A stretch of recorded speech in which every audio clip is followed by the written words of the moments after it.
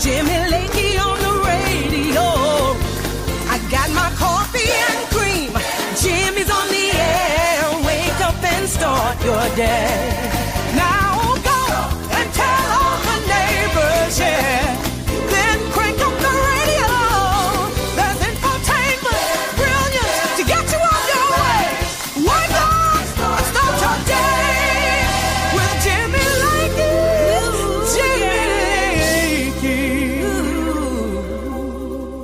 Well, top of the morning to everybody. How's everybody doing? Is this shirt blue? Do we have approval? I think it is blue. Now, this one is a little iffy. It is bluish. I think it's got some different hues to it. Anyway, good to have you here on the program. My shirts have become a topic of conversation everywhere, I guess. I wear blue shirts. Thank you very much. Don't judge me. We need a shirt sponsor is what we need, and I only want blue shirts. I almost wore a green Hawaiian type shirt today, but I was afraid some of you would palpitate and have a heart attack on a Monday morning, and I didn't want that. It'll be good to have you here. It's Lakey Unleashed, and that's why we are unleashed from the confines of corporate radio.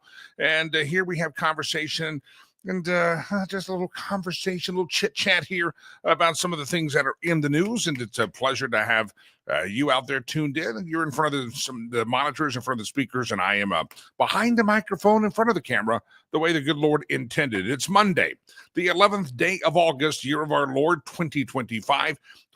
Pleased to be here. We're waiting a breaking news conference or press briefing in the White House. President Trump is soon. He's supposed to be out there about 4 minutes ago addressing crime in Washington, D.C. He says he's going to clean up D.C. He says D.C. is going to be safe again, and D.C. is not going to be the cesspool of idiots that it has been under mayor like Miriam Bowser and Nancy Pelosi. Some folks think some people think the National Guard's going to probably come in and establish some law and order. But it brings up a great question. If you look at all these cities across America, crime has become rampant. It's not a great place to be, to go to any blue city in America. There's not a lot of blue cities. You think of Portland. Did anybody have a real desire to go to Portland? Seattle. I mean, after seeing all the crimes of the George Floyd riots and the BLM and San Francisco. I used to spend some time. I used to live in the Bay Area of California. And I'm telling you, I don't have a desire to go back there. It's so beautiful, so gorgeous. And yet you know that there's crap on the streets. Downtown Denver is one of those places that when I moved to Colorado was a fantastic place. And we would venture there maybe on a weekend, stroll down what they at that time called the 16th Street Mall, have some dinner. You could go to Capitol Hill, Walsh Park. It was a glorious downtown area, the Lodo area. Lots of things to do in downtown Denver. Let me tell you, I have avoided downtown Denver to the best of my ability for the longest time. I was down there for Christmas Eve at a very nice establishment, having a Christmas Eve dinner with some friends. Christmas Eve afternoon. But that's the last time I was in downtown Denver. Had an opportunity to speak and do an introduction in downtown Denver at a prestigious location. I chose not to go. I said, I don't want to fight the traffic. I don't want to have to step over the homeless. I avoid Denver. It brings me to the question of the day. And I have been to DC in about a year and a half, 2 years. So I love Washington, D.C. I love Shelley's Back Room, which is a great restaurant, great wings, and also you can smoke a cigar while you have your dinner.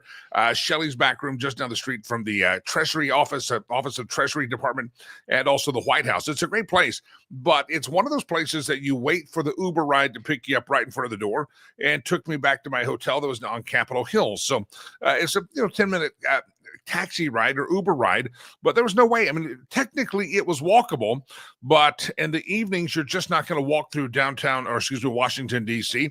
And even the daytime, you don't really want to walk around there. It brings up the question of the day as Donald Trump is getting in there and about to get behind a microphone and say, we're going to get in the middle of crime in D.C. and we're going to rescue the nation's capital. This should be the most beautiful city in America. Are there cities in America that you avoid? Places that you really want to visit, but you've been afraid to go to? Maybe it's been on your bucket list and you don't know if you'll ever get to go there. And I think for the most part, a lot of people are going to probably list big cities that are run by Democrats. There may be some exceptions to the rules because people are people and cities can be rough at times. But that's our question today. Are there places that maybe you would like to visit? Maybe you'd like to return to? Maybe you even thought about maybe you even thought about moving there.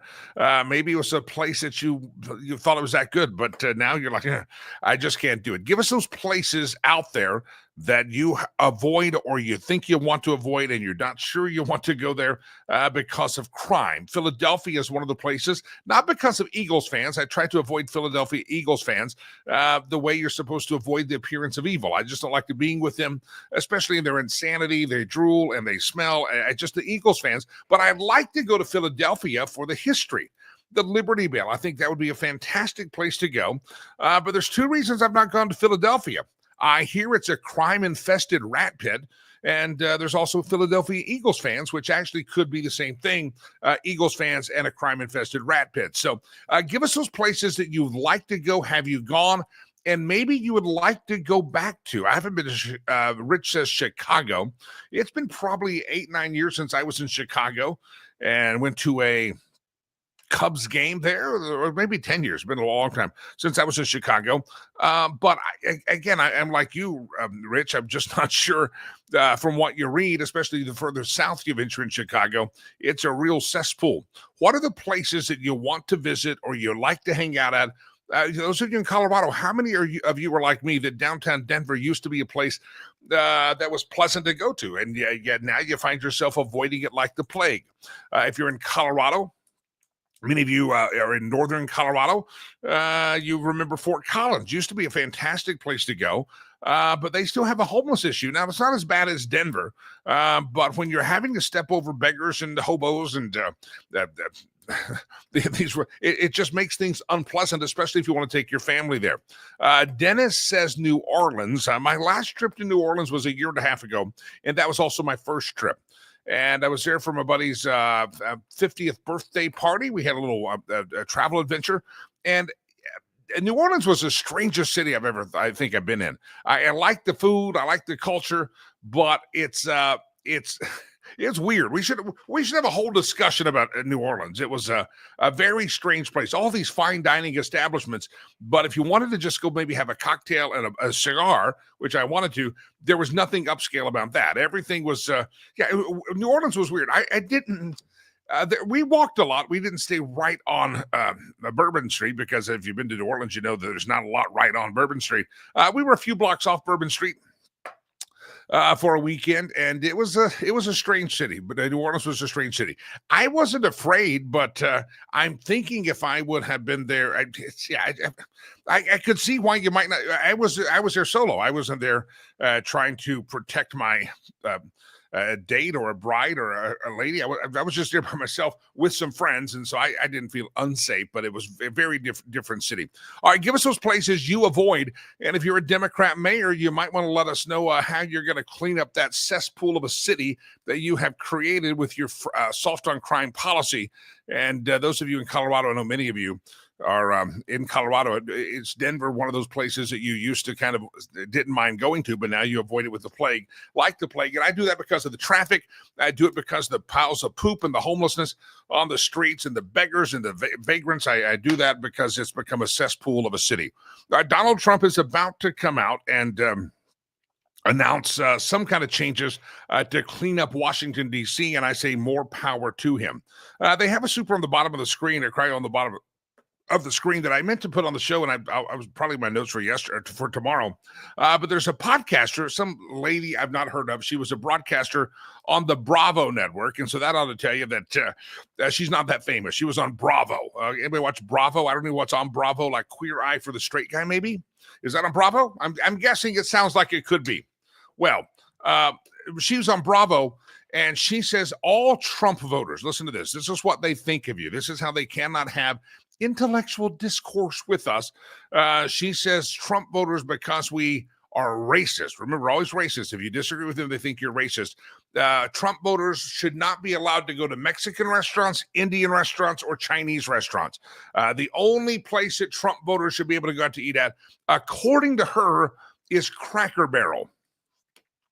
And it's Cracker Barrel. And she was actually serious. She was on a real rant and a tirade because she assumes that if you don't want illegals here, you don't want that Mexican restaurant to be open. And yeah, you know, there's a lot of families that first, second, third, fourth generation Mexican families that run restaurants, and they're here legally, and they also have opposed. What the Democrats have not come to grips with is their policies destroy lives. They destroy cities. They're destroying businesses. They're causing Mexican food, Chinese restaurants, and Indian restaurants to go out of business because you allow these criminals to come in there in the name of protest and burn your place to the ground. And the Democrats haven't figured out, look at the demographic and who voted for Donald John Trump. Many of them are people that do frequent and or own an Indian, a Chinese, or a Mexican food restaurant. It's not just the Cracker Barrel owners. I hate to tell this little hostess of a podcast. It's not just the sorry, I'm reading three things here. It's not just the podcaster that let's change that thought. I'm reading three things. I got a text message coming in, and it's very distracting. All right, let me get back on track. What color's my shirt? Oh, RJ says the 16th Street Mall used to be a great place to visit, especially during the Christmas holiday. I agree, RJ.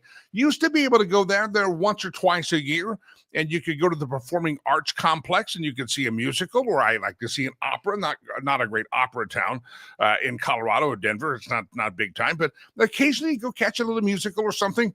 But I'm telling you avoid downtown Denver like the plague. And I think a lot of folks avoid places like downtown, the center of Washington, D.C. area. Chicago's come up, New Orleans. And what do all these places have in common? They're run by liberals. Why? Because liberals are soft on crime. And Dennis says the shirt is gray. Wait, it's blue. Okay, now we're back to the shirt discussion. All right, let me bring up this piece of fine art that's on my... Now, there's a blue, and I'm going to compare the colors. It has some gray to it, but it's on the blue side of gray.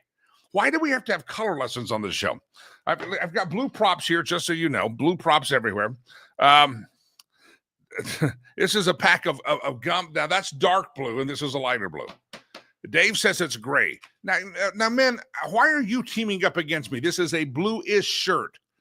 It's usually the ladies out there snagging about the thing. Now the guys are joining forces with you. I don't like it. All right, give me your thoughts. Cities that you want to avoid, cities that you used to go to that you thought were cool, but now you're not going to go there. Cities you even thought about moving to. When I moved to Denver, back in 1997, I guess, when I moved to Colorado. They were just starting to kind of the revitalization of downtown Denver had begun. And you know what? I wanted to move downtown. I was a single young buck. I thought living downtown would be fantastic and living in a loft, and I was ready to do it. But then I kind of chickened out because I didn't know a soul in this town, and I was going to be in a radio station. I didn't know how long I'd be here. And I was like, it's totally unfamiliar to me. I had no intention of coming to Colorado. I was planning to move to Nashville. Anyway, so I was about to sign the lease on a loft in downtown as a rental. And then I decided, you know what? I'm going to stick with the suburbs the way that I grew up and a little bit more familiar. It's too much transition in my life. So I chickened out. But now I'm telling you, I've got a friend who lives in downtown and Denver, and he lives in a very cool loft building, but you know, you got to stay in a radius. He made a joke the other day. I don't think there's anybody downtown except me and the homeless anymore. So anyway, good to have all of you here on the program. Dennis is making fun of my shirt. YouTube is not for the blue tube. It could be camera. There is a bluish tone to this shirt. Again, it's not. It's almost, in my estimation, it's just shy of a turquoise color. Again, just because the colors aren't dialed in. Anyway, everybody's arguing about the phone. Cody says, it's a blue shirt, dadgummit. Thank you, Cody. I appreciate you climbing the water tower of streamcasting and defending my honor with a spray paint can. Thank you. It is somewhat blue. Here's a blue pen, and you can see the shades of blue are just eking off of this thing. Yeah, you're welcome. You are welcome for that. All right, coming up on the program, Jared Knott is going to be here with us talking about his great book about tiny blunders that changed world history. We'll get to Jared here in just a bit. Now, also, Scott Walter is going to be on the show. Tim Keller's on the show. You don't want to miss any cast of character, the whole cast of characters that we have here on the program today.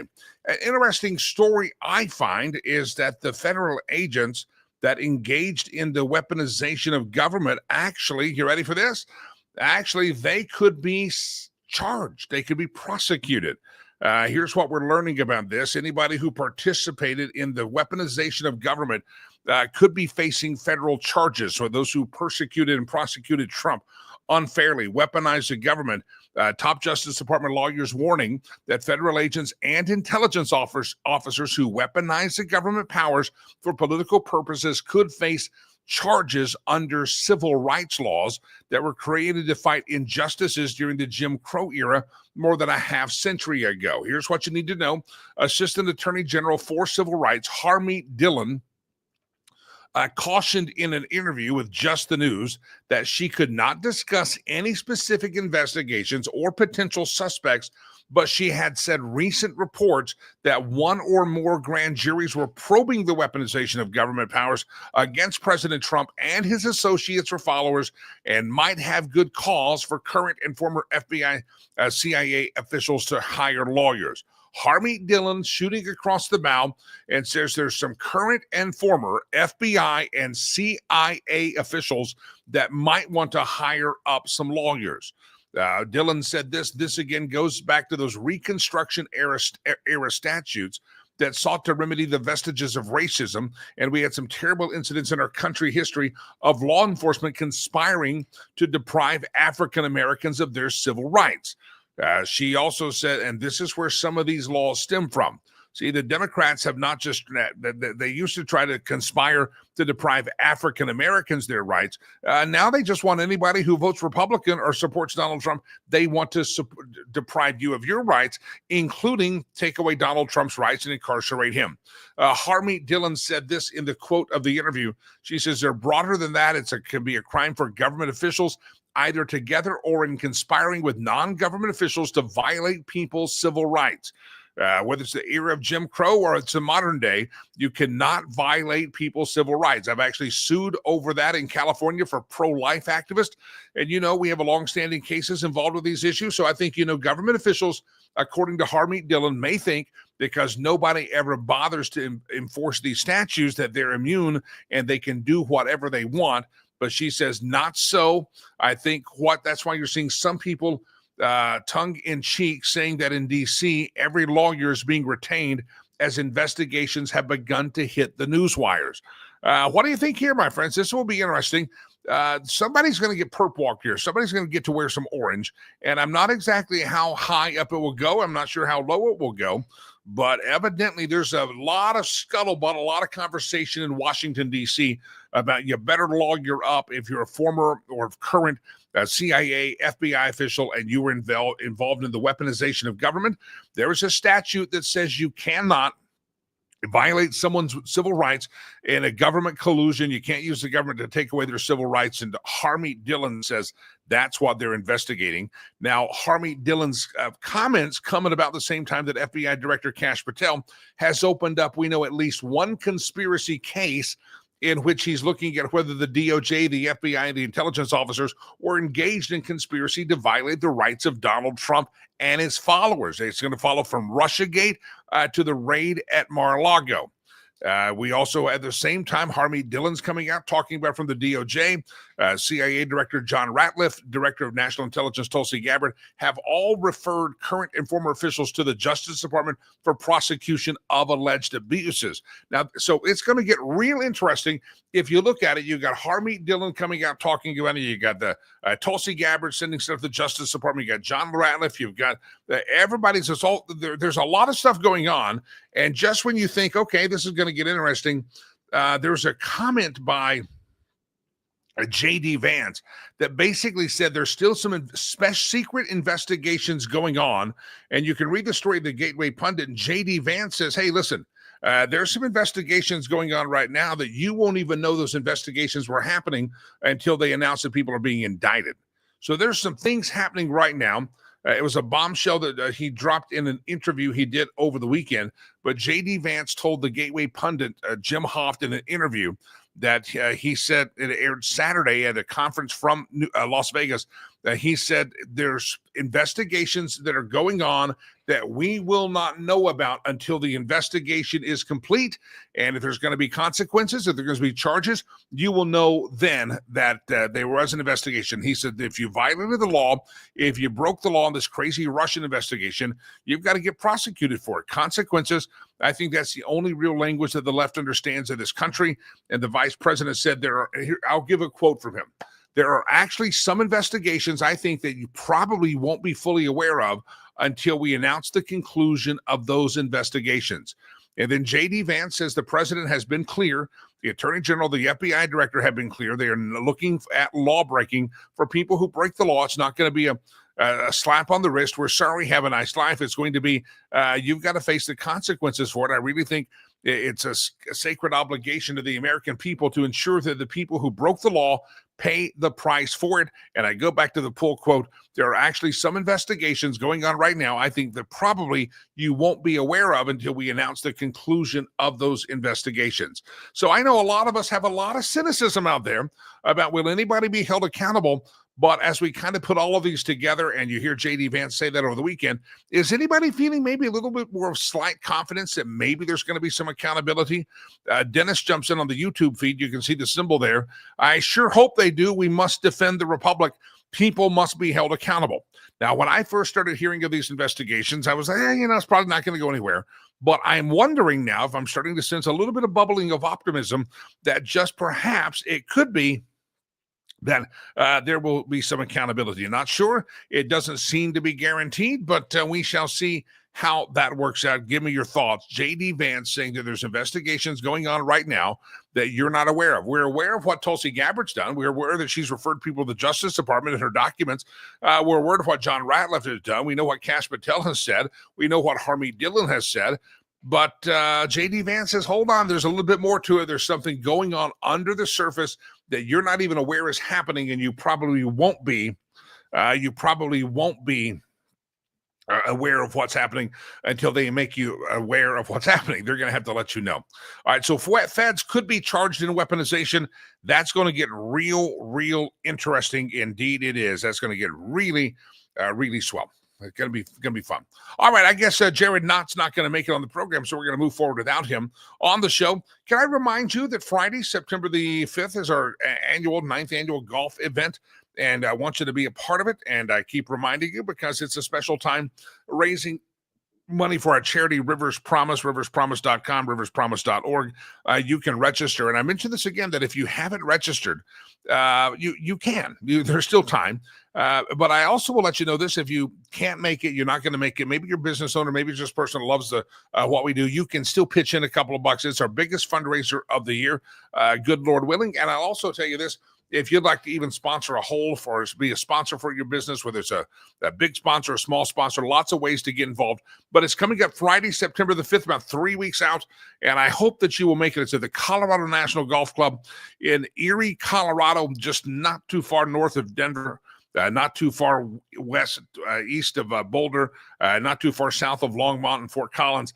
So it's a pretty central access right off the northern tollway that loops around the city, and Northwest Parkway and E470 in Colorado. So easy access there. So if you're flying in, driving in, doesn't matter where you're coming from, you can escape the traffic of the hellhole of Denver and just loop around the cities right there in beautiful Erie, Colorado. It's Friday, September the 5th. And the Colorado National Golf Club, we want to see you there. I want to see you there. I appreciate you being there. And just so you know, I'll probably wear a blue shirt on that day. Probably going to have on a wonderful shade of blue on that day. I think it's going to be fantastic. I was mentioning J.D. Vance, and this is this topic that came up a little bit earlier last week, that they asked President Trump about the next generation of MAGA leadership. And they say, would you say that J.D. Vance is the heir apparent? Do you think J.D. Vance is the guy that's going to be maybe the next anointed one to carry the MAGA mantle in 4 years? Assuming you don't run, Mr. President. Donald Trump laughed and said, I don't think I'm going to run. I'm thinking not, probably. So just goading the media. And Trump actually said, J.D. Vance seems to be kind of the obvious choice. He also threw some love and some light over towards Marco Rubio and said, Rubio's doing a great job. Maybe he and JD are going to get together and do something. So it started some early speculation that J.D. Vance might be the one that is the anointed one by Donald John Trump to take over the MAGA movement and be the next candidate, fulfilling the another term of the Donald Trump legacy by J.D. Vance, and maybe Marco Rubio is a running mate. And I'm not really that given to this far out speculation, but today I'm going to be given to this far out speculation because I'm sitting here thinking about J.D. Vance over the weekend saying, heads are going to roll. There's investigations going on that people don't even know about. I think of the Tulsi Gabbard. I think of all the sharp people in this administration that are doing so many good things. Christy, and I realize that the bench is pretty deep for these Republicans. And I want to ask you the question, who do you think is that heir apparent in the next generation of the MAGA movement? Who would you say it shall be? And for some people, it's going to be JD. I know you say, well, it's too early to speculate, and I agree. However, did you realize in about a year and a half, you're going to start seeing the people right after the midterms, around midterm time, in less than 2 years, you're going to have people start announcing their candidacy. So you're not that far out. And it's also not too far out for you to start giving some thought to who it should be that is going to be the next nominee after Donald John Trump. All right, just when I said I'm not sure that Jared Knott was going to make it, boom, I see him in the green room. He's alive and well, and I want you to welcome into the program Mr. Jared Knott. I'll give you his bio, though, real quick. Numerous articles published in the Mensa Bulletin, graduate school textbooks, and his latest book, or one of the books, is called Tiny Blunders, Big Disasters, 39 Tiny Mistakes That Changed the World Forever. Jared Knott in the green room to the stage. Good morning, sir. How are you? It's fine. It's good to be here. Thank you. Glad you made it in, sir. Let's dive in. First of all, I'd like to talk about the book. I've talked to you on the radio before. It's kind of a book about the butterfly effect that happens in history, and I'll let you kind of describe the book, then we'll dive into some topics of the day. Yes, that's right. The book was inspired by the old adage that comes down from Benjamin Franklin that for one of the nail, the shoe was lost. For one of the shoe, the rider was lost. For one of the rider, the battle was lost. For one of the battle, the empire was lost. The empire was lost, all for the want of a nail. And that's a nice old saying, but how often does that really happen, that a single tiny mistake causes an entire empire to collapse? You will be amazed how often it happens over and over again. So the name of the book again, Tiny Blunders, 39 tiny mistakes that changed the world forever. You walk through 39 stories. We'll talk about some more of those in just a moment. After writing that book, I'm sure your brain is kind of wired to think about how could this small little action, this small little comment really kind of spiral or snowball out to something bigger. One of the stories that's been out there recently is the Cincinnati mayor and even a city council person in that horrible racial attack of that woman in Cincinnati. The couple made some dismissive comments. One person said, well, she was probably looking for that kind of beat down. And the mayor also said some silly things in Cincinnati. When you hear stories like that, do you immediately hear and say, well, that's going to go viral. That's going to be a snowball that gets out of control. Are you able to detect these things as soon as they fly off someone's lip or onto someone's Twitter account? Well, yeah, and of course, we all have an intuition about these stories. And over and over again, I think the Democrats are finding themselves on the wrong side of a 20-80 or 80-20 issue. People see the woman who may have had brain damage, her face badly beaten. The idea that she did something to provoke it is absolutely ridiculous. The common sense analysis would say the crime in the blue cities is way out of control in New York, way out of control, certainly in Washington, D.C., a lot of youth crime there, Cincinnati, and across the United States. That is, there's a kind of a leniency approach, both of the judges and also the local mayors and sometimes the district attorneys. And as a result of that, if you don't have crime being detected and punished, you have crime just exploding, which is what we have in our blue cities. We were talking before you arrived about the Justice Department warning that they're doing some investigating and said anybody that was using their offices, whether they're intelligence or justice or FBI, and they were using their offices for the weaponization of government, maybe spreading Russia stories, they used their office. They're going to go back and use a law that came back in the Jim Crow era that said you could not use the government to deprive someone of their civil rights because you don't like them, their skin color, their politics. And they say they don't often prosecute this law. It's been ignored, but it's on the books and they're going to use it. And any agent out there that might have been a perpetrator of the weaponization of government can be held accountable.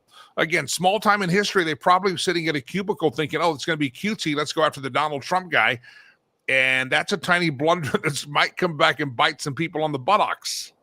Yes, of course, the law should be applied equally. In fact, the 14th Amendment, I think it is, that the equal protection under the laws. You can't just prosecute Republicans.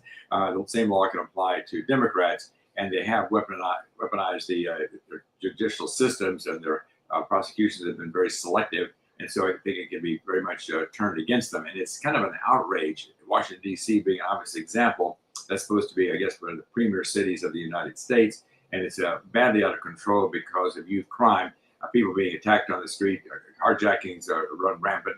And if the crime is down 20%, they say, okay, fine, let's take it down 20% from an outrageous high. It's just really out of control in those blue cities. And the government may be taking over Washington, D.C. For that reason. Yeah. Again, the voice of Jared Knott, if you're watching on the show, you actually know who it is because he's on your screen. But thousands of earballs listen to this program later in the day as it goes up as a podcast as soon as we're done. And Jared Knott has written a book called Tiny Blunders, Big Disasters, 39 Tiny Mistakes That Changed the World Forever.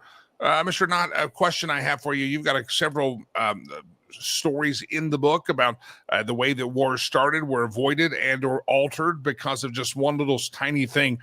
This coming Friday, I guess Donald Trump is going to meet with Vladimir Putin in Alaska, talking about somehow ending the war with Ukraine and Russia. What should we be on the lookout for? Something tiny? I mean, just a tiny meeting, I guess. Something. You never know. I mean, you tell some great stories about things that have fallen off walls and caused problems. So you never know what could come out of Friday. Yes, of course, there's a lot of experts on the president's side analyzing the situation. The number one thing I think they're worried about is that it's just another stall, just another BS program on the part of Putin. Historically, whenever he's has a negotiation or goes to a conversation, there's a major attack, but at the same time. So he is a psychopath. He is another Stalin. He doesn't care how many thousands of people die each week and each month. So the president's going to be very much alert to that, I'm sure. He's going to want to see real results. If not, he's going to be imposing sanctions and trying to put huge amounts of pressure on the Russian economy. But again, that's a chess game that they're very much aware of. What the danger is that nothing will come out of it, that it's just a stall. And so we'll have to see. Maybe it is going to be just a more delaying tactics, or maybe the pain is now starting to get great enough that Putin will finally take action. He will not do anything he's not forced to do. So whether it's economically or militarily, he's going to be forced into an agreement. The book, again, is called Tiny Blunders, Big Disasters, 39 Tiny Mistakes That Changed the World Forever. I mentioned something falling off a wall. I'll kind of let you use that to tease the book. It's about a soldier that accidentally kicked his helmet off the top of a wall, and that helmet falling, you could say, caused the decline or the fall or collapse of an empire. Yes, that's right. When you say, well, how in the world is that possible? It's a very interesting story. It has to do with Cyrus the Great, who is mentioned in the Bible as a very outstanding individual. He's one who gave the Israelis, or the children of Israel, their freedom from Babylon. But he was the founder of the Persian Empire, and he was moving into a situation. He's going to have war with Croesus, from the expression richest Croesus, who was a leader of the Lydian Empire. And Croesus sent representatives over to the oracles at Delphi and wanted to know, and he splashed a whole bunch of money around, like gold, a lot of silver, a lot of bribes to all the people around there. And that's where he got the expression richest Croesus. Said, what's going to happen is a big confrontation with the Persian Empire. And the oracle came down and said, it was a woman who made this statement, a great battle will be fought and a great victory will be won. Well, he took that to mean that he was going to win the big victory. Didn't quite work out that way. So anyway, the two nations engage in battle. And the Spartans, by the way, are fighting on the side of Croesus. They fight to basically a draw. And so the Cyrus the Great packs up his men and puts them on board ships, and he sails away. But they didn't call him Cyrus the Great for nothing. The Spartans leave, okay, and then about a week later, Croesus turns around, he comes back, and once again joins the battle, big battle, and then finally we kind of fought to a draw. And so Croesus withdraws into his big fortress there up on a mountain, and it looks like winter's coming. It looks like maybe Cyrus the Great has gotten himself into a jam. Does he have enough supplies to even support his army through the winter, et cetera, et cetera? And then here comes the tiny mistake. The soldier on top of the wall there actually kicks the helmet off, and it tumbles all the way down to the bottom. The soldier walks down a secret passageway down the side of the wall, gets the helmet, and walks his way back up. And he's seen by one of Cyrus the Great's men. Look, look, look, look. There's a secret passageway up the side of the wall. So the next night, a raiding party walks off that secret passageway, goes over the top, goes in there, finds their way over to the city's gates, opens up the gates. Cyrus the Great's army comes flooding in, and they defeat the Assyrian, the empire, the Lydian Empire. And so that was a tiny blunder leading to a big disaster. Boom. You got all sorts of stories, 39 of them. The name of the book is called Tiny Blunders, Big Disasters, 39 Mistakes That Changed the World Forever, by Jared Knott. Jared, you were a decorated combat infantry officer in Vietnam in the 1st Air Cavalry Division. So we got to stop and say thank you for your service and sacrifice and bravery for our country. And congratulations on the book, Tiny Blunders, Big Disasters, 39 Tiny Mistakes That Changed the World Forever. Jared Knott, thanks for your time, sir. I appreciate you. Yes, go to tinyblundersbigdisasters.com. TinyBlundersBigDisasters.com. TinyBlundersBigDisasters.com. All right, good to have you here. We're going to get my guest running a couple seconds late here. I want to go to my next guest. I think it's a fascinating book that I was just reading the headline or the title of the book. I said, oh, we got to get him on. It's going to be a fantastic conversation. Hold on. But again, I want to remind you, Friday, September the 5th is our charity golf event. It's coming up at the Colorado National Golf Club, wherever you're at, under the sound of my dulcet tones across America. About 25 minutes from the Denver International Airport. Get yourself a ticket and come out here and play some golf with us. It's going to be it's our biggest fundraiser of the year for the charity Rivers Promise, and we need your help to make it successful. If you're not coming in, if you can't come in, go to riverspromise.com, become a sponsor of the tournament. It's a great time.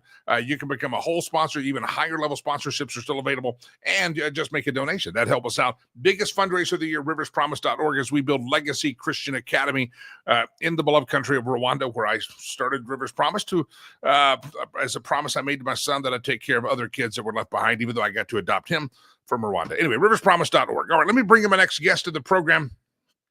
running a little bit late. The first guest I had, he showed up a little bit late, so that screws the whole thing up. But let's dive into this. It's Mr. Scott Walter. Scott has written a book that caught my attention by the title. It's called Arabella, the Dark Money Network of Leftist Billionaires Secretly Transforming America. He's also the president of Capital Research Center. He served in the George W. Bush administration as a special assistant of the president for domestic policy and was vice president of the philanthropy roundtable. You got to practice your coffee with that. Let's bring him in. Scott Walter. The name of the book is called Arabella. Scott, welcome to the show, sir. Great to be with you. Philanthropy. There we go. Sorry, I can't speak with. I need more coffee, Scott. That's what I need, a little bit more coffee on a Monday morning. That's okay. Let's dive into this topic because President Trump has made us aware, probably something that we all thought was probably happening, that there was a deep state and that there are some people that are kind of running things behind the scene. And maybe it's just there's kind of an elite cabal that colludes with the government. We all kind of had that in our head. And now you've written a book called Dark Money, the Network of Leftist Billionaires Secretly Transforming America. I'll do one more setup question, then I'll let you take it from there. Excuse me. Over the weekend, Bernie Sanders said the reason Kamala Harris got beaten the election because she had too many billionaires that were helping her out there.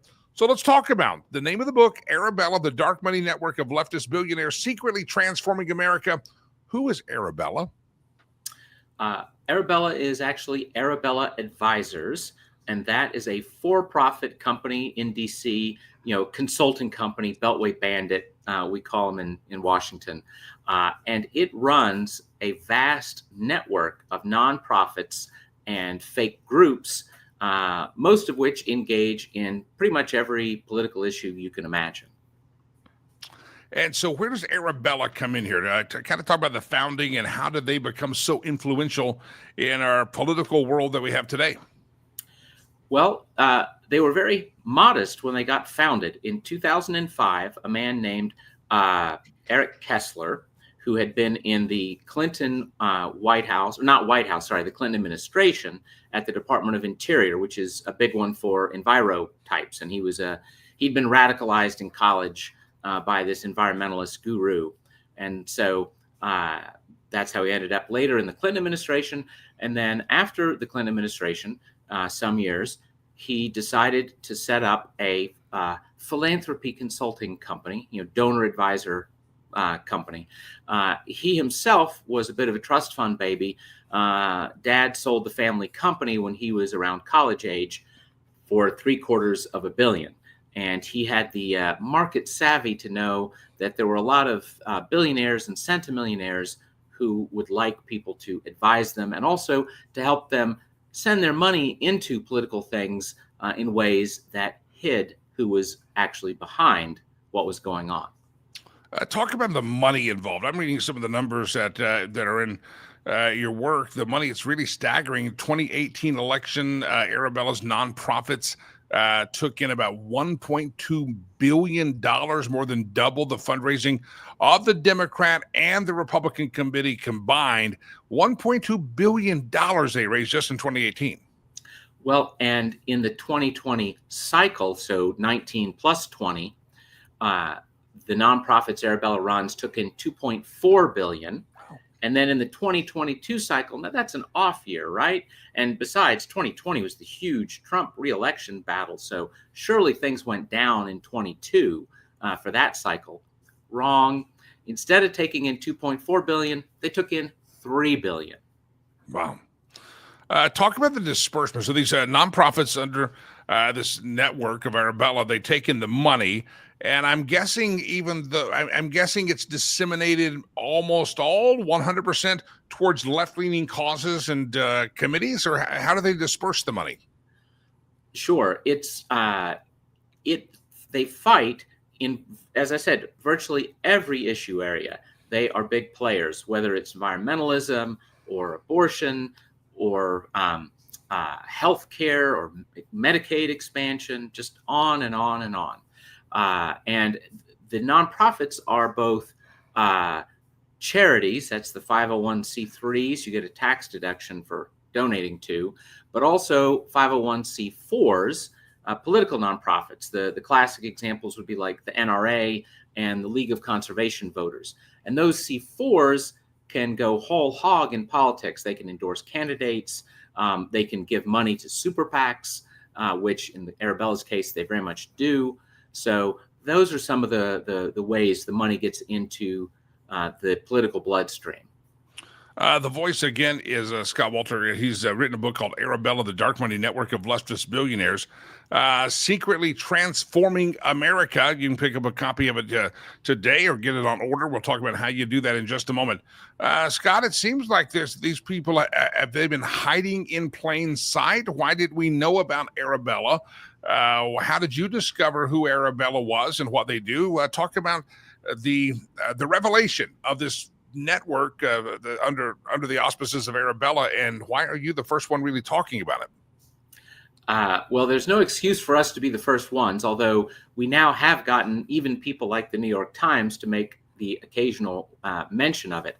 We discovered them, and let me brag on my team. They were the first ever to uncover it, and it first came to our notice all the way back in 2018 in what I like to call Kavanaugh summer. Do you remember the nomination of Brett Kavanaugh, the ugliest, foulest fight for a Supreme Court nomination in history, which is saying something.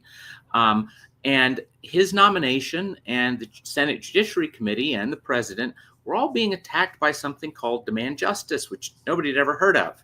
Well, it turns out it was an Arabella fake group. That is to say, it didn't exist legally as anything on its own, independent, that you could go look up. It was a fiscally sponsored project of something called the 1630 Fund. Well, the 1630 Fund is one of those C4 political nonprofits that Arabella runs. And when we discovered that the 1630 Fund and the fact that it was operated and managed by something called Arabella Advisors, then we discovered that there was actually half a dozen nonprofits, all at the same address, all being managed by Arabella Advisors. And when, digging back through the history, we discovered Arabella created these nonprofits. So Arabella pretends that, we're just a vendor to them, right? They're clients of ours who hired us. But in fact, they created them. How many businesses do you know that create their own clients? Yeah. Again, the voice of Scott Walter. The name of the book is Arabella. We'll tell you how to get a copy of it here in just a moment. Scott, somebody brought this up in our chat room, and I think it's a great question. Right after the Doge group started to uncover all sorts of nefarious spending at USAID, all of a sudden the DNC comes back and says a few months later, man, we're broke. We don't have any money left. And you said, was all that USAID money kind of getting laundered back into the DNC? Has Arabella ended up with any government grants that we know of from USAID, saving humanity? Got to give some government money that way. Well, USAID was definitely a bad place, and excellent that it got shut down. And definitely it was sending money into a lot of the left-wing infrastructure. So that's all correct. Interestingly, Arabella, however, has only ever been awarded a grant from the government once that we know of, but it didn't actually take the money, even though it qualified for it. And I think the reason for that is they realized, oh wow, if you take federal money, you have to put out a public audit of yourself. And I suspect they didn't want to do that. Oh wow. That's interesting. Again, the name of the book is called Arabella, the Dark Money Network of Leftist Billionaires, Secretly Transforming America. Scott Walter's written it. Scott, dive into this thing about, I mentioned you guys are the first one mentioning Arabella. We're putting it in the lexicon today. People go, I've never heard of Arabella today. It's going to be water cooler talk about thousands of people that listen to the show by the end of the day. Is anybody picking up on the story now that you've kind of yanked shown the light on it, yanked the cover up and just said, look at this? Anybody else paying attention? Because the media evidently didn't pay attention to it before. Well, you're totally right that they didn't pay attention to it before, even though they could have done what we did and discovered something 1630 Fund was doing and then realized, oh, wait a minute, this thing is one of half a dozen nonprofits all operated by this one for-profit. So shame on them. However, I will say that they have become so big and bad, and we at Capital Research Center have done a pretty good job of banging the drum on this, So you actually can find some references to it in Politico, for instance, and even in the New York Times. In fact, the New York Times had a couple of great pieces a couple of years ago about one of the biggest donors into the network. And you haven't heard this name either, I'm betting. Hans-Jörg Wyss, W-Y-S-S. He is a Swiss foreign national, so he's not even an American citizen, doesn't have a green card, has no business playing in our politics, but he gives over $260 million over in the lifetime of Arabella into its nonprofits. And he was, as far as we can tell, he was their first sugar daddy. So you remember they set up in 2005, tiny. In 2007, that was the first year they broke the $1 million a year revenue barrier. So they had a budget of 1.7 billion and million, and 1 million of that 1.7 came from good old Hans-Jörg Wyss. So, and I'll explain the scam, right? It's illegal for him to write a check to a super PAC, right? But it is not illegal for him to write a check to a C4 political nonprofit that Arabella runs, and then for that nonprofit to give money to the super PAC. Now they will, let me say, they swear they keep these monies segregated, but they've never offered a shred of proof of that claim. So it can be a way for foreign nationals and foreign influencers to, in a sense, I'll call it, launder their money through Arabella and be involved in politics. But you're just giving to this C4 organization named Arabella. You didn't know it was going to end up on national television. Something like that, yes. Wow.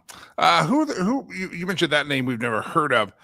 What are some other names that are affiliated and or around Arabella that we would recognize? Is there a face that we often hear kind of, we think of George Soros as the boogeyman. Who are the people behind this? Who are the billionaires writing these checks? Soros is one of the biggest funders. So is Bill Gates.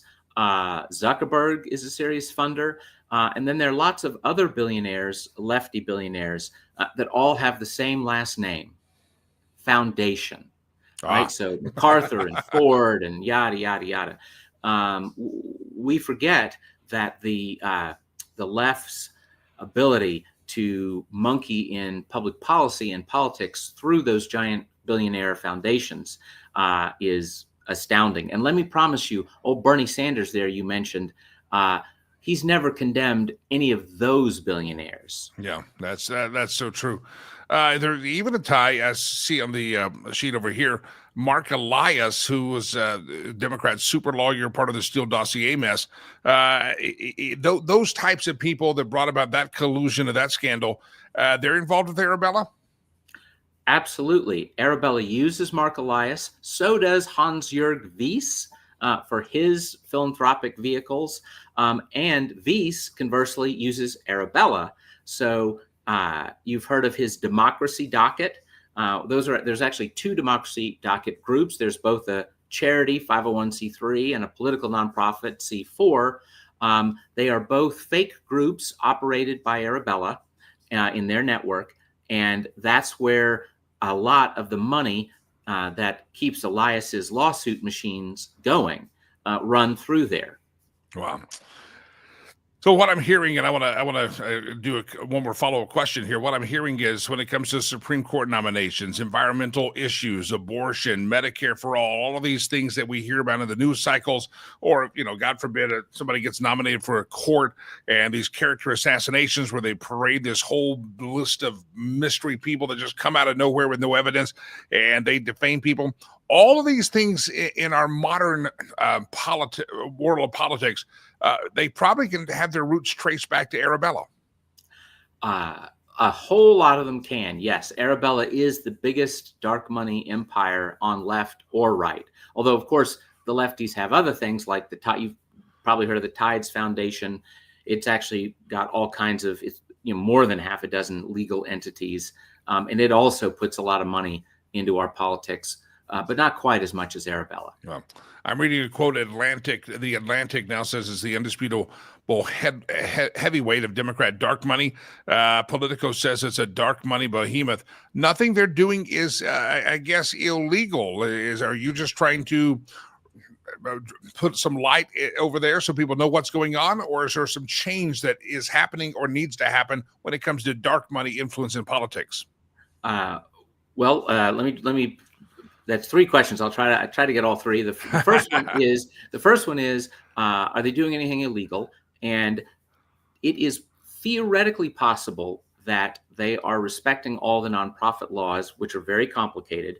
It's possible they're crossing every T, dotting every I, but there's a big lawsuit against them from a former employee, a Black woman, who says they discriminated against her for her race and that they retaliated against her when she pointed out they were not following all those rules properly. And the evidence that's already come out, it hasn't gone to trial yet, but just so far in the lawsuit, sure makes it look like they were doing some things that didn't follow all the rules. So that's one. Second is there anything that could be done? Well, one thing that definitely could be done is those political nonprofits should not be able to take foreign money with one hand and then hand money to super PACs on the other. And there has been legislation advanced for that sort of thing, but it hasn't become law. Another thing is ballot initiatives. The left in recent years has been very successful using ballot initiatives, not just to win whatever policy thing was in the ballot initiative, like abortion or minimum wage or marijuana legalization. They've also used those ballot initiatives to drive voters to the polls so they get them for everything, not just that one ballot initiative. Again, at least one state has changed its laws saying you can't take foreign money and play in ballot initiatives, which absolutely makes sense. It's so helpful to hear about organizations like Tides and Arabella, because sometimes you live your life going, I'm looking at polling data. Some of these are 60-40, 70-30, 80-20 issues, and yet you turn on during campaign season, and the megaphone is so strong of media and media buys that you would think that it was a different number, but it's organizations like this that are able to, in a sense, create kind of an astroturf or a sensibility that there's momentum in a topic, but maybe there's not. No, you're absolutely right. And by the way, great examples from Arabella. They play in regulatory fights, right? Including they had a fake group that was the number one group fighting to get boys and girls sports under the Biden administration. And now, of course, they're going to sue when the new Trump administration tries to change that. They're going to be suing or advising people how to sue. And another one would be Mark Elias, right? Mark Elias sues against voter ID laws in any state that enacts them, almost always losing. And those, it's 80% of Hispanics and Blacks support voter ID laws. And yet when you support voter ID laws, they're going to call you a racist and they're going to sue the state that has the law. Sometimes we hear members of Congress, somebody put up in our chat room, McCain-Feingold. Sometimes we hear that people in D.C. are doing something really to clean up the corruption and the dark money, the PACs of our elections. Is that a lot of smoke and mirrors? Because some people, it's one thing to say we got McCain-Feingold. It's one thing to say we got campaign finance reform. But Arabella's still churning away there. Well, yeah, I actually don't, McCain-Feingold was actually a victory for the left. First of all, it was entirely pushed by the left. 8 billionaire foundations, Ford, Open Society, and the Pews, they're the ones who fought to get McCain-Feingold passed. And guess what? It doesn't affect the Ford Foundation or Soros's Open Society Foundation or any of Arabella's 501c3 groups. So it's a classic fraud. There's a reason the left wanted it. Only thing it did is weaken the parties. And I know they both are pretty pathetic. I don't love either party. However, the parties are less beholden to the billionaires than the Arabella type groups are. The Democrat Party will do it at what Soros wants 70-80% of the time. But every once in a while, the Democratic Party has to actually pay some attention to voters. Well, let me tell you, Arabella's groups don't. They'll do whatever Soros or the other people writing the checks want 100% of the time. Again, the name of the book is called Arabella. I'll get the whole title here. Arabella, the Dark Money Network of Leftist Billionaires Secretly Transforming America, written by Scott Walter. Scott, if somebody wants a copy of the book, wants to read more about this this great organization, I guess you'd call it, how do they find it? Amazon, Barnes & Noble, anywhere books are sold. And you also have you also have your own company, and you're constantly involved in the fight, it sounds like. If folks want to follow you, your work, or be in touch, how do they do that? Do you have a website? Sure. I work for Capital Research Center, America's investigative think tank, following all this left-wing money, and that's capitalresearch.org. We also have a second site I think your listeners would love, influencewatch.org. Influencewatch.org. It is our Wikipedia of the left. The unions, the foundations, the mega donors, the activists, the movements like Green New Deal. It's all there, thousands of pages. I warn you, you'll lose 5 hours of your life the first time you start going down the rabbit holes. Influencewatch.org, correct? Correct. The name of the book, Arabella, the Dark Money Network of Leftist Billionaires, Secretly Transforming America. Scott, fascinating conversation. I appreciate you hopping on here, sir. Thank you very much. Great to be with you. Influencewatch.org. And again, the name of the book is Arabella. If you ever feel that way, sometimes you're watching going, where did all these balloons come from on a Kavanaugh nomination? Where did they come from? They're just all of a sudden they're amplified, and they've been amplified, and they were very small minority in the corner, and suddenly they found amplification. They're finding amplification through organizations like Arabella. So anyway, good to have all of you here on the program. Jimmy Lakey is my name. It's a Monday edition of the show. Hey, don't forget that as soon as this program's over, if you missed part of it, you want to hear it again, want to hear that interview again, sometimes you go, wow, that's a lot of information. Let me listen to that one again. You can do that by going to all the podcast platforms out there, Apple Podcasts, Spotify, iHeart. And as soon as this program is over, producer Chad will work his magic and get the hamsters moving around on the wheel, and they'll spin it up, and it'll somehow show up in the internet, and it will be out there on your favorite podcast platform. You can always, it's a great way to take me with you anywhere. And again, by the time a lot of you do watch live on various platforms, or on several, half dozen, more than that platforms out there today. But there's also some options out there for you to go to just to listen later in the show. Of course, if you want to watch it again, you can go back to the X feed or the Twitter feed, or you can watch it anywhere you want to watch it. It's pretty simple how that works. But if you just want to hear it again, listen to it, treat it like a podcast. Do me a favor, like and subscribe. Anytime you see a podcast you like, podcasting is a wild west. It's hard to get accurate numbers and data. And so what a podcast is judged on this day is likes and subscriptions. And if you like it, subscribe it. Two things. It helps the podcast break through the noise and spread the word. But it also puts that, if you subscribe to it, it just saves it in your list. And therefore, you don't have to go find it every time. It's just there, an unplayed podcast, and you're ready to rock and roll. So it works out for you, works out for us. Again, look up Jimmy Lakey Unleashed on all the podcast platforms. And I got another podcast we're about to launch some new materials on called The Critical Mission. That's coming up hopefully this week. My goal is to get a couple of those done as well. So The Critical Mission. But just look up my name on all the platforms, and you'll see the podcasts that are available to you. I think even the old the Kingdom that I got fired from, the iHeart Kingdom, last I looked, that you type in my name, they're still running my podcast of old shows I did with them. Yep, I was the only thing that made them any money locally. So I guess they're still trying to milk that tea. That's what they're trying to do. Anyway, last I knew, they still had my podcast up under their name using, old shows of theirs. So anyway, all right, great to have you here on the program, and I do appreciate you being here. And I also appreciate Sherry Cree. She's a great partner with our show. And if you come to our golf tour Friday, September the 5th, you're going to get to meet Sherry. Listen, real estate can be a very stressful time. A lot of times you have the great anticipation of moving up and or downsizing, and then you realize it's just hectic. You got to have the house ready. Is it ready to show? What's the pricing? How do I time this? How's the market? Am I going to leave money on the table if I sell now as opposed to 8 months from now? There's a lot of things that go into that, because you know that your biggest investment probably of all that you've ever had is that house, and you want to make sure you treat it the right way. And again, you don't want to leave money on the table. You say, well, maybe it's too early. Well, let the rates come down, because then the demand's going to, it's a moving target, and you want to sell or buy at the right time for you and your family. And then sometimes you're looking at the calendar going, well, I can't do it there. I got kids in school. Listen, hush. Homeswithsherry.com. homeswithsherry.com. She's going to walk in and she's going to partner with you and help you just kind of, okay, let's organize the thoughts. Here's the timing. Here's the size helm. Here's the neighborhood, and kind of just get perspective. And she's that person that comes in.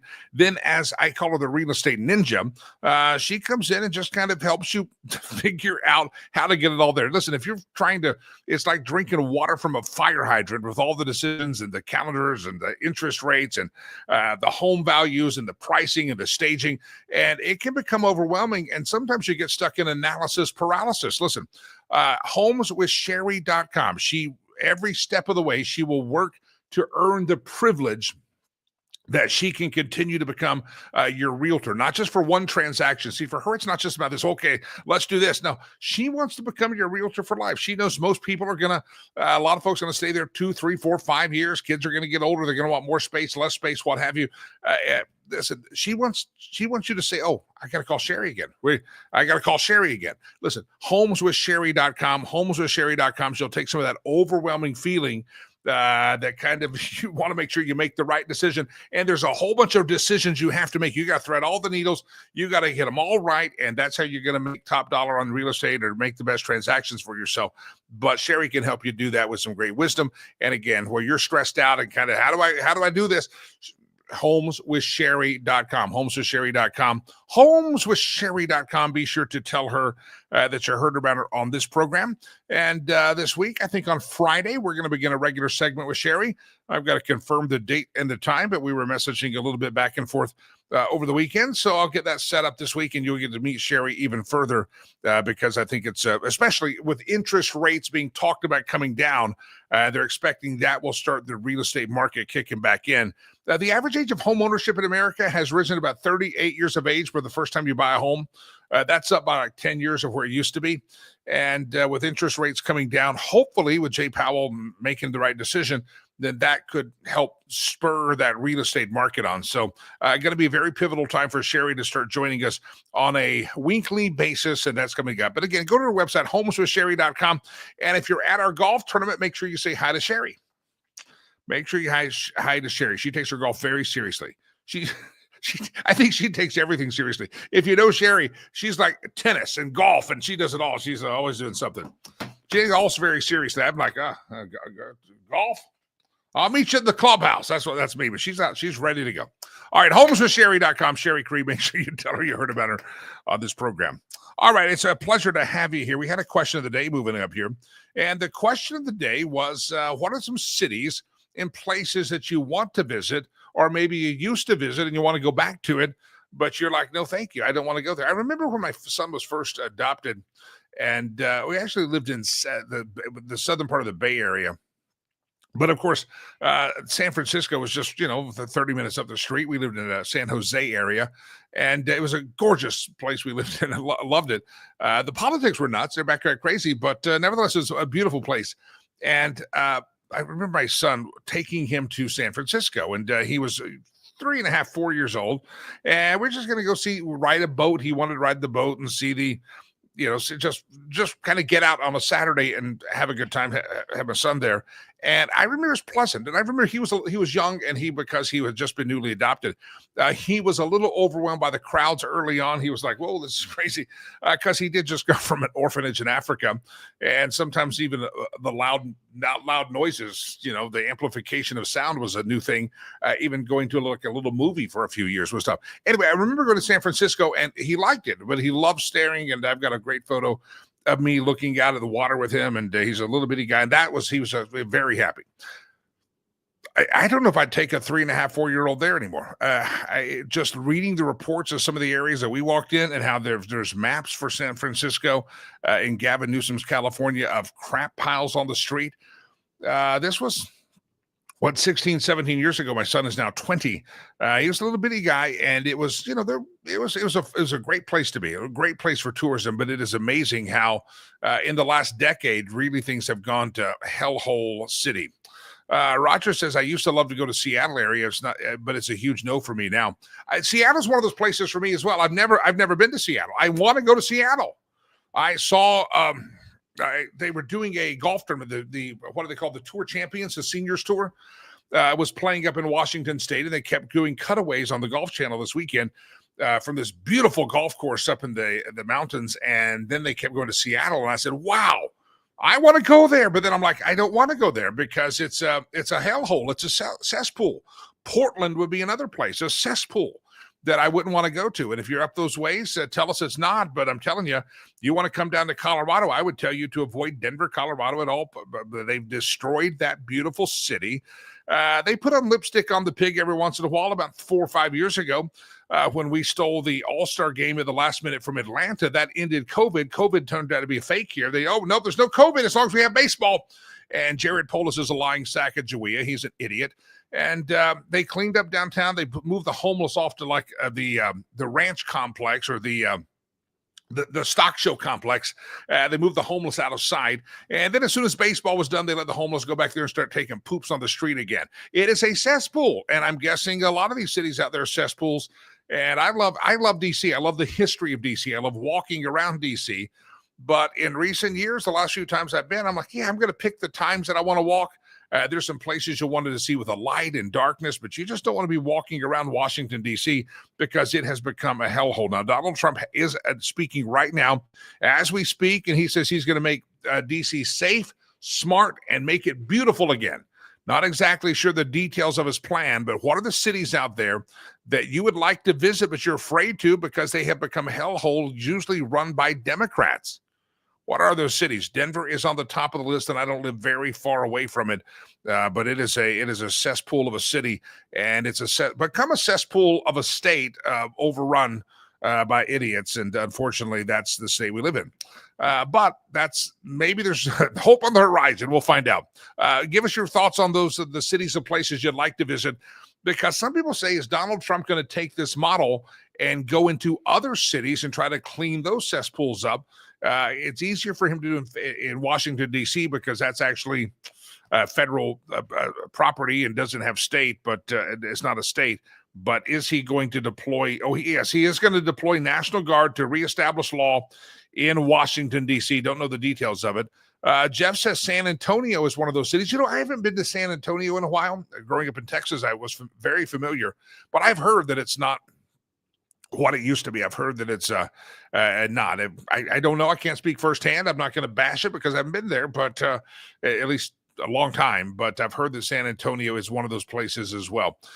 Downtown Dallas, parts of Dallas I've heard are pretty rampant, and I don't know. There's just cities that I know that I'd like to go to. Philadelphia is one of those, just for the history. I'm not going to go there. Not even going to trouble myself and put my life at risk to go there. Seattle's one of those places. Portland. I avoid Denver like the plague again. Had a great opportunity to speak and be in an event several months ago. And I declined. First of all, I didn't want to do the traffic. Second of all, they probably weren't paying me enough. And, well, I work cheap, so I guess I work cheap, so that probably wasn't the problem. But they just didn't want to fight the homelessness. They didn't want to get mugged in the way of the parking garage. So I said, no, thank you. Jim, that's a great one. Minneapolis, St. Paul. Now, if I'm not mistaken, some of you up there in the Twin Cities could tell us. I hear that St. Paul's not as bad as Minneapolis. I don't know the demographics or how it works there. But is that right? I don't know. That maybe if you're going to go to Minnesota, which why would you? But if you're going to go to Minnesota, although I do like their quarterback, J.J. McCarthy's playing for the Vikings quarterback, and I liked him. He's a quarterback in Michigan, and I like him. So go Vikings, I guess. I got to have a team. I got to find my team for the NFL. I'm still a Cowboys fan, but we know the Cowboys are going to suck to high heaven. So, and by the way, don't taunt me about the Cowboys. We roast ourselves. Why don't you deal with your own stuff? Yeah, deal with your own team. You don't need to troll the Cowboy. We troll ourselves. You're not affecting us at all. You're wasting oxygen and breath, and it's intellectual masturbation is what it is. So stop it. You don't troll me. You don't have to troll me. I told my friend Andy this the other day. Who's one of those? He's one of those tampon Tim types. Not really. Well, if you're an Eagles fan, you have to be one of those types, right? Anyway, I want to go to Philadelphia, but because of Eagles fans and crime, and I think they're both the same thing, I'm not going to go to Philadelphia, and I'm a history guy, and I've never been there. Jim says portions of St. Paul are much worse than Minneapolis. See, I'm living under false information here. I thought Minneapolis was actually the bad one, and St. Paul was the good one. Well, again, another reason to avoid Minnesota. Just avoid Minnesota altogether. Democrat mayors, I'm guessing. I don't have the information in front of me. I'm just avoid it. Except I do like J.J. McCarthy, who's a quarterback. So I don't know. All right, good to have you here on the program. It's a pleasure to have you. I really am happy that you joined us today. And hey, all week long, a little programming note, there's going to be one day, perhaps two, that we will not have a show this week. I've got some potential travel that I must do. I also, our producer Chad and I are supposed to play in a charity golf event on Thursday, pending my travel. So anyway, just plan on the fact that this Thursday, if you tune in, we will probably be taking that day off. I think that's going to be the only day, just depends on my travel, but we shall see. So again, Thursday, just letting you know, suck up as much of this beauty as you can right now, because instead of 5 days, you're only getting it 4 days. And when I say the beauty, I meant the beauty of the show. By the way, people start arguing about the shirt color. Who cares as long as it's comfortable? It's bluish. I didn't say it's like navy or royal blue. It's bluish. Everywhere I go, people talk about my shirts. Because people watch the show and then they go, oh, that's a blue shirt. I'm going to start wearing different color shirts just to freak all of you out. Tampon Tim's governor. Yeah, that's true. Tampon Tim is the governor. His home is in St. Paul. Oh, so yeah, it's got to be bad there because that's where his wife and her demented self can open up the windows and smell the smell of burning tires. That's true. Tampon Tim, he lives in St. Paul. There goes the neighborhood. Tampon Tim is here. By the way, follow me on Instagram. You follow me on Instagram? It's just my name. I think we forgot to push the button on Instagram. It's a whole different step to launch live on Instagram. And I just realized I don't think I pushed the final button on Instagram. So sorry, IGers. Sorry, you hipsters out there in the skinny jeans that live in your mama's basement. We're not broadcasting on the Instagram because I forgot to push a button. But go to Instagram, and I have a great montage of Tampon Timmy coming out on the stage during his famed vice presidential run to the song of Dancing Queen. For that, you're welcome. All right, ladies and gentlemen, here we go. We must wrap up the show. It's time for the meme roulette. We go stolen meme section of the show. We go round around the globe. We don't know where we steal the memes from. We just, Rich has a great idea. Go shirtless one day. That may stop the griping. You know, if I went shirtless here, Rich, I'm telling you, I don't want all of you folks stumbling in your walk with the Lord. That's why I keep my clothes on. Back in the old days of Chippendale dancing, that was not a problem for me. Matter of fact, I still got dollar bills covered in glitter. But, yeah. Well, I wouldn't want people to stumble in the walk with the Lord if I went shirtless. But I'm thinking about it. You can avert that eyes. There's nothing that call. If somebody hot walks down the street, ladies, you don't have to look. You can turn. I'm going to look away. That's right. You can look away. All right, time for stolen memes. I know now you're all thinking of me shirtless. Woo, baby, it's sexy. Roger's right. $20 is $20. See, Rich is.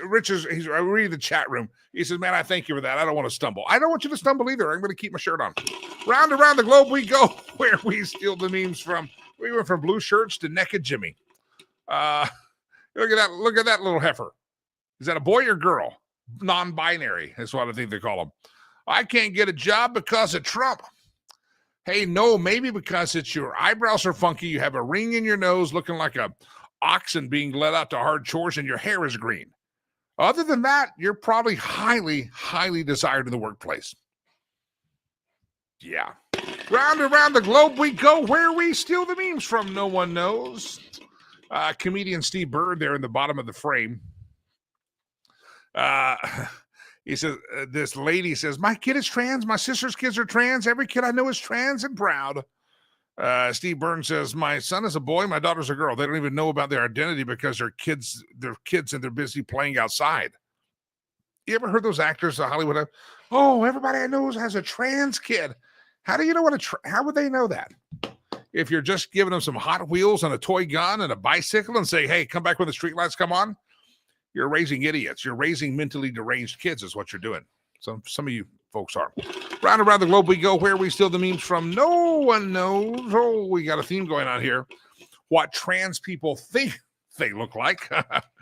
And there's old D. Snyder, what they actually look like. If you're trans, this is a public service announcement. I know that you want to have the chop it off of me, or as Rush Limbaugh said, the addictomy surgery.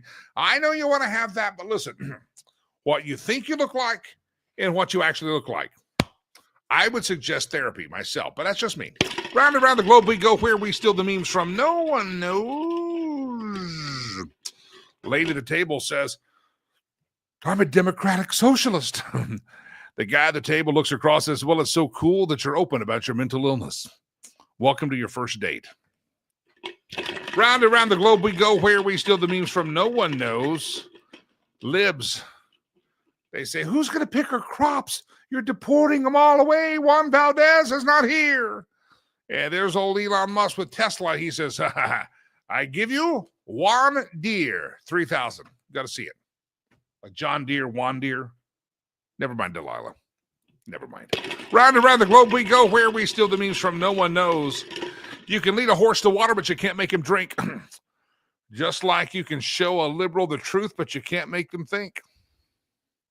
Right on the nose. Right on the nose. You know why? Because they're not horses. They're asses.